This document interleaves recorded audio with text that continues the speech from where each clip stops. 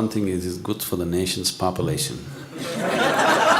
I'm just listing the benefits. Why Brahmacharya? What is Brahmacharya first? Brahman means the ultimate or the divine. Charya means the path. One who is on the path of the ultimate or one who is on the path of the divine is a Brahmachari. One who is on the path of the divine means see, after all, everybody is in search of joyfulness, isn't it? Knowingly or unknowingly. Yes or no? Yes. Yes. Because you could not find joy, you settled for pleasure. Pleasure is not joy. Pleasure is just a shadow of joy. It's beautiful, but it's very limited. Whenever you involve yourself in pleasure, if you want to have pleasure, you need something or somebody to have pleasure, isn't it? Yes? The deeper you go into pleasure, the deeper your bondage with this something or somebody. Yes? Suppose this something or somebody is taken away from you, you will be broken. Isn't it so? If you have a very deep involvement with pleasure, that something or somebody which gives you pleasure, if it's taken away from you, aren't you broken? So, your existence becomes that of huge bondage. Bondage is not something that any human being enjoys. There is something within you which is always wanting to be free from all bondage, isn't it? But if you become a pleasure seeker, naturally you're setting up limitations in such a pleasant way that you cannot transcend it. Unpleasant limitations, you can break them. Pleasant limitations, you cannot break them, isn't it? Lot of your shackles, you have gold-plated them and you're wearing them like ornaments, aren't you? Yes. Your limitations, you're celebrating your limitations.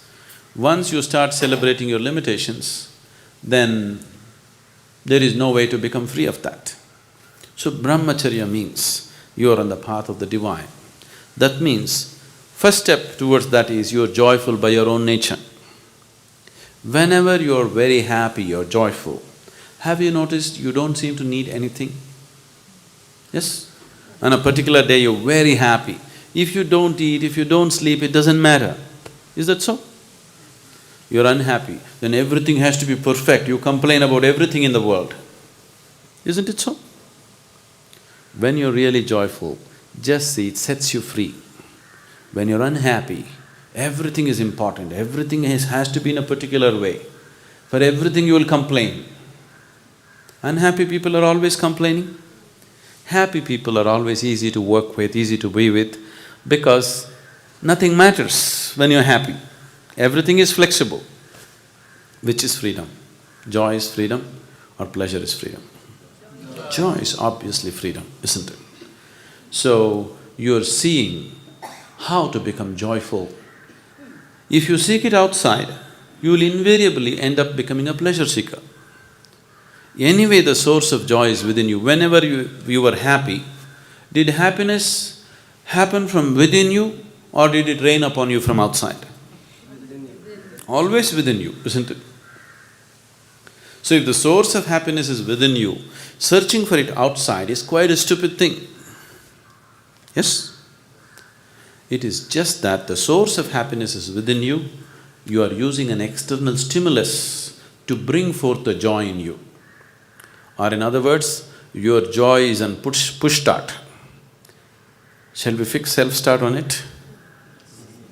Don't want? If you put self-start on your joy, then you're a Brahmachari.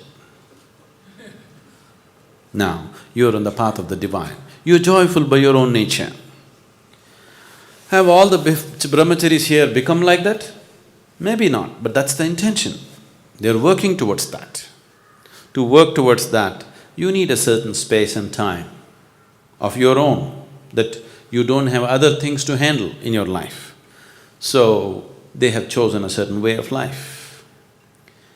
Now, yesterday we went up the mountain, just carrying your own body weight and reaching there, many of you, your legs are trembling, isn't it? Suppose you want to carry 4 people on your shoulders and walk up the mountain, how many of you would make it? Most of you would not make it, isn't it? So that's why Brahmacharya. You understand? You are planning to climb a big peak. If you had the strength to carry 10 people on your shoulders and walk, that would be fantastic. But we rarely find such people. It's better to walk alone. So they walk alone.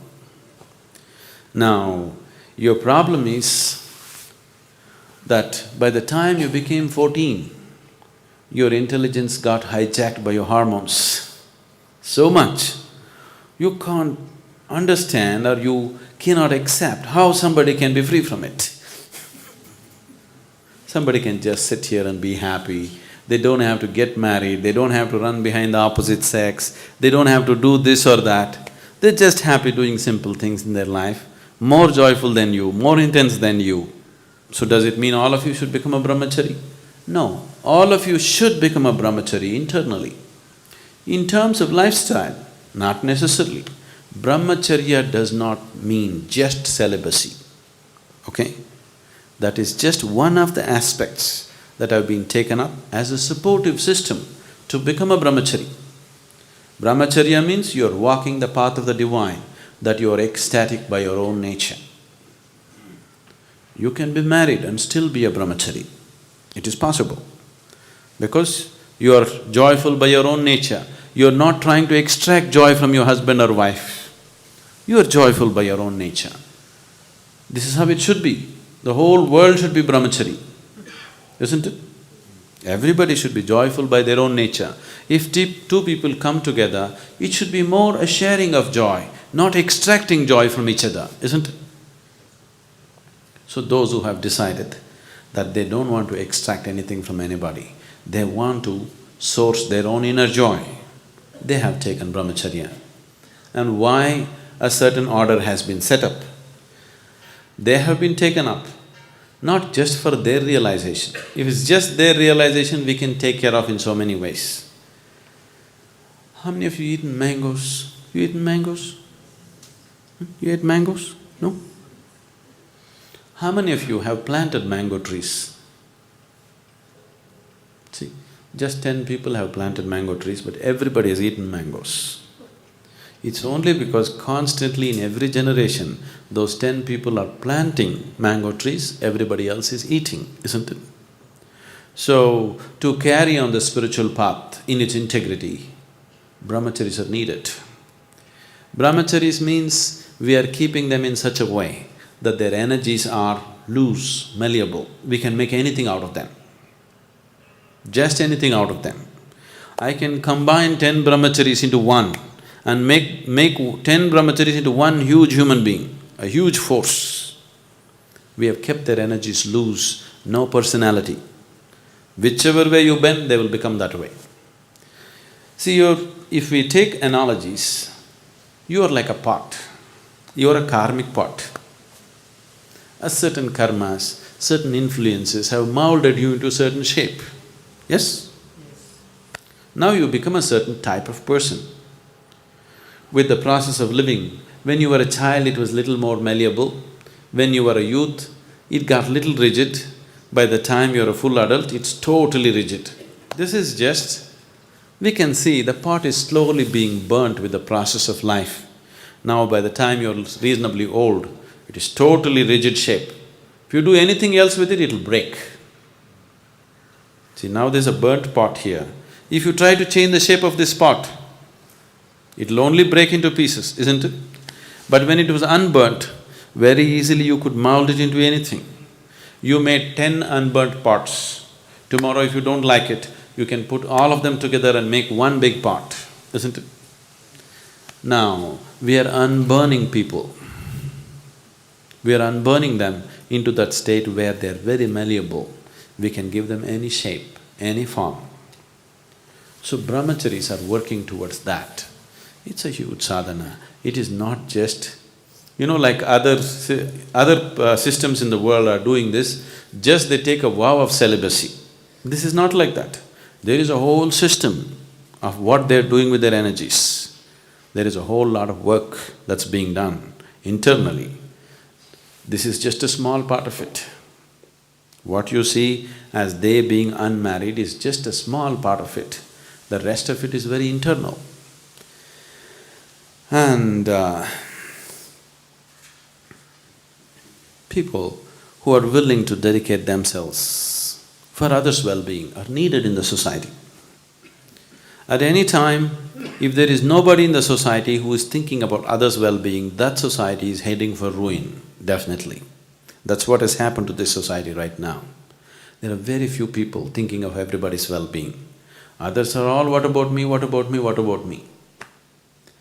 If a certain percentage of people are thinking beyond their own well-being, only then a society will remain sane and stable. Otherwise, societies will just go for ruin. Is it not important? There are few people who are not thinking about their own well-being, their own life, they're seeing how to make it happen for somebody else. So brahmacharis are an investment for future, to keep spirituality in its pristine purity and to transmit it from generation to generation. A small core group of people are needed. Everybody need not take that thing, nor will we take everybody. Every year, hundreds of applications for brahmacharya comes.